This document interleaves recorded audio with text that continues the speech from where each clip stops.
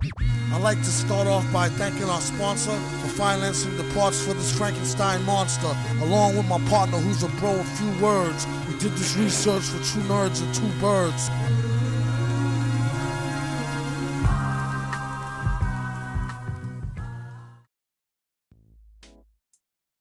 Hello, my name is Goober, and today I'm going to show you how to have a custom Minecraft wallpaper or border or motion background, whatever you want in Minecraft, and also some other special ways to do it.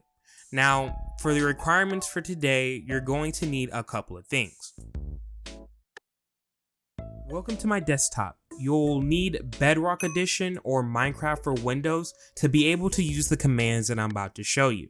Now, if you don't want to use Bedrock, or if you don't like Bedrock, or if you don't want to do it on it, you can also use Java Edition, but this will require CurseForge, which is very simple to set up. All you'll need is to go to the link down below and download the standalone version, and you'll be able to go right through the process easily. The second thing you'll need is my mod pack. So you'll have to go through my Patreon, because I didn't know where to. I tried to upload this on Mithril, and to show you, I tried to upload this to Mithril and it was not accepted because it only has one mod pack. So I decided just to put it on my Patreon for free to show you how to sign up or just go through it. You would have logged in top right and you would have been at the home screen, and all you have to do is type in MF Goober and you'll be able to see me. Or you can just click the link down below. Join for free. And now since I've joined, I'll be able to unlock the Minecraft motion tutorial. And you'll be able to download it right here. Now that I have it downloaded, and now that you have CurseForge downloaded as well, you'll also go to Minecraft. It would look like this. And make sure your Minecraft is closed. Now, this screen would be empty, but I have a couple of projects here and, you know, my custom thing. What you'll do is you'll go to import, and then you'll go to your downloads and use whatever you just downloaded. Mine right here, 1.20.1. And it will install right away for you. And the only mod you'll need is Bedrock Camera Control, sorry. And the world is already saved on there. So after that is all installed, you press play. It'll load. And then you just hit play. And now, 1 second, and there you go. You'll have it right here. And this will be the world. Sorry that I left it as a sponge. But yeah. Now that you have the couple of things ready and requirements all checked off, well, let's get into the video. First, let's look at the code that makes up this whole Minecraft map. So you already understand that you need the requirements and you need Java, the mod, and CurseForge and whatnot. So you'll already have everything ready. But what you need to do next is go to the description down below and grab this command line. This will be your position block where it will set the camera. Now, it might not look like mine's, but the only thing that is different is the numbers. You'll need to find the numbers on your own. Press F3 and just start flying and try to get the general middle of the wall. So make sure you're close up to the wall where your Z axis is. So it's around 2 to 1. So I'm gonna stay at 2. And your Y axis is up and down. So you're gonna see how far. I guess it's like around here. Yeah, right here. And on your X axis, you're gonna start at the base point. Those are the three that are very important. And so, as you can see here, it's around 4, 53, and 1. So, after you grab those numbers, you're set to go. Now, in this one, you'll need to copy and paste again, but the numbers will also be different as well. Also, just remember rotation is always at 0. So these numbers are going to actually stay, the second two are going to stay the same. -53 and -4. -53 and 4. What you need is you need to understand that it's on a x-axis. So it's going to go right. What you need to do is you need to find the end point of your wall. And so if we go all the way over here, my end point should be around 40, right over here. And so now that you know the end point of your wall, you'll be like, all right, I'm set. You'll go all the way back. You'll go all the way back and plug in the numbers. And a good way of doing a trial and error, what you want to do is you want to have the command block set with the positions and stuff, have a button right next to it, and do /camera at p clear.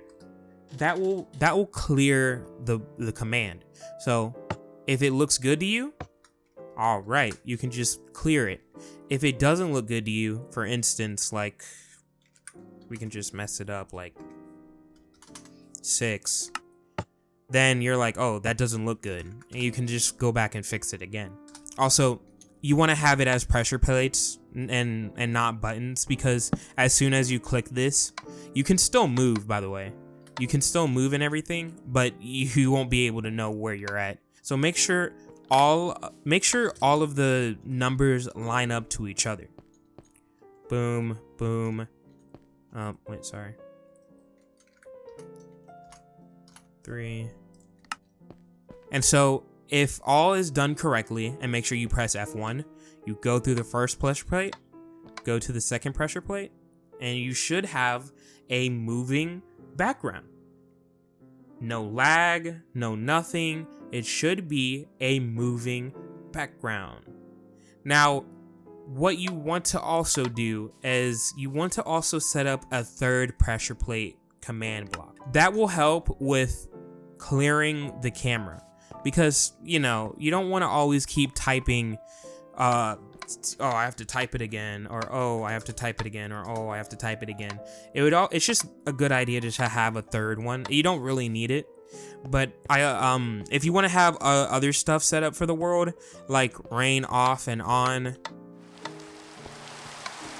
a clear mobs, nighttime, daytime. You know, there's a bunch of stuff here that is just convenient with command blocks, all command blocks. One of the things that also is very important, let me show you, is the fill tool.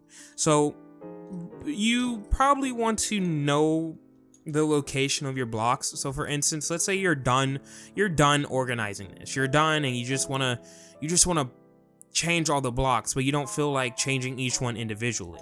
What you do is you do /fill and then tab, tab, tab, and it will get the location of the block that is highlighted. Press enter and it's not done yet. So we have to go all the way down here, go all the way over here, do up arrow, then fill, fill, fill, and then you can pick any block you want. So we'll just do, boom, planks.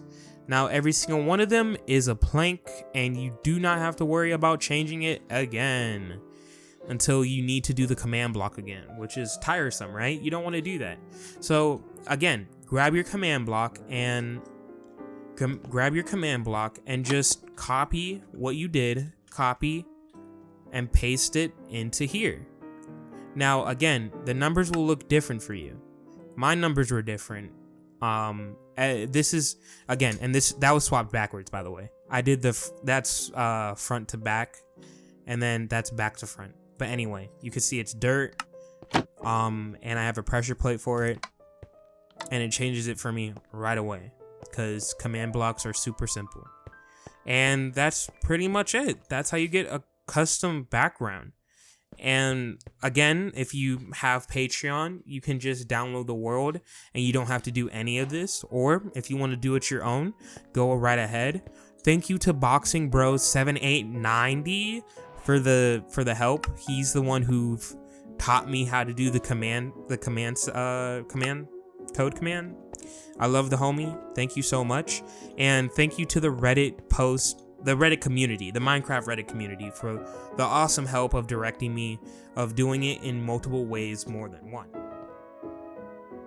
So some of you might have been concerned or worried that it would take a lot of processing power or even megabytes to gigabytes just to record a little moving motion background. Well, I do have the thing for you, and it's gonna require an editing software. But first, we need to get the texture.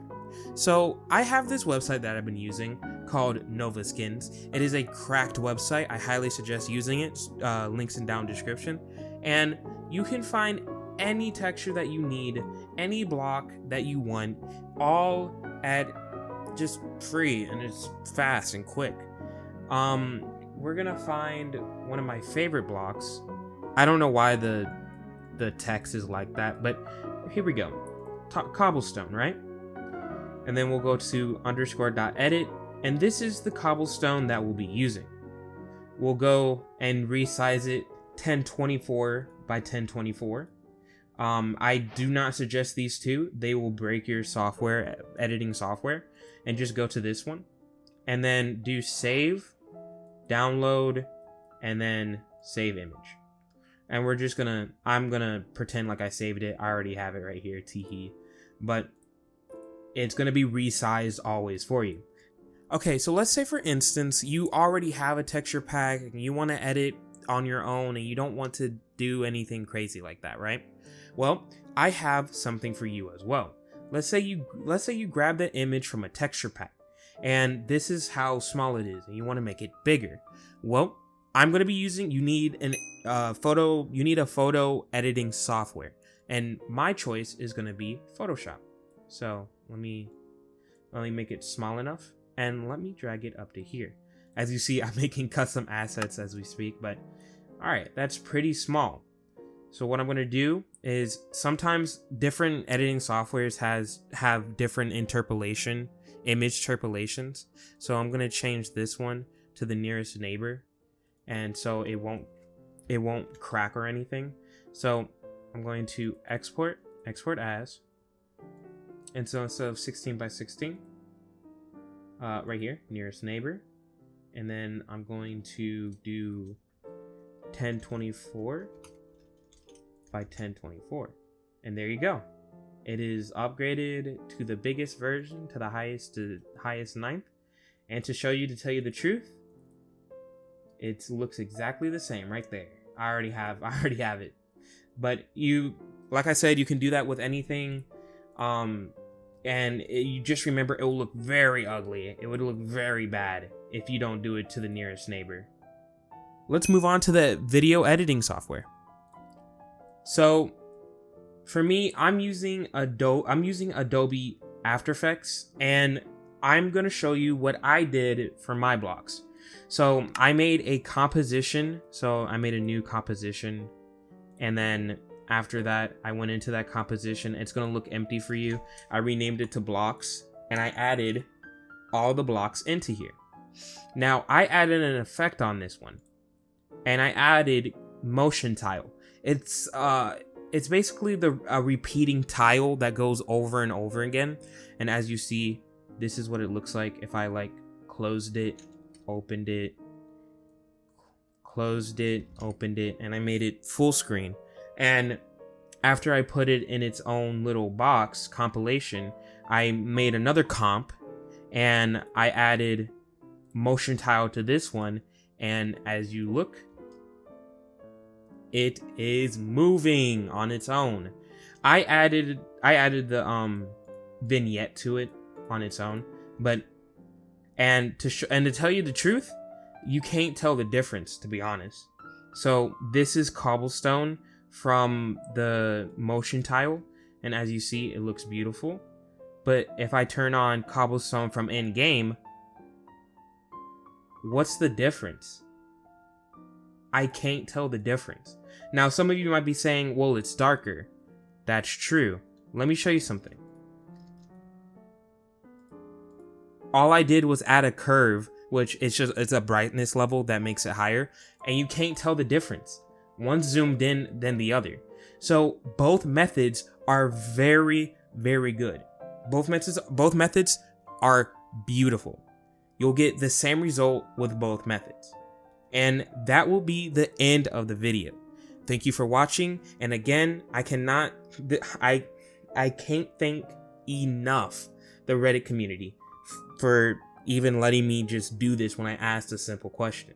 I hope this was educational enough, and I hope you guys will watch my other videos on game reviews. But I guess this is gonna be my first editing tutorial. I hope you guys have a good day, and this was Goober.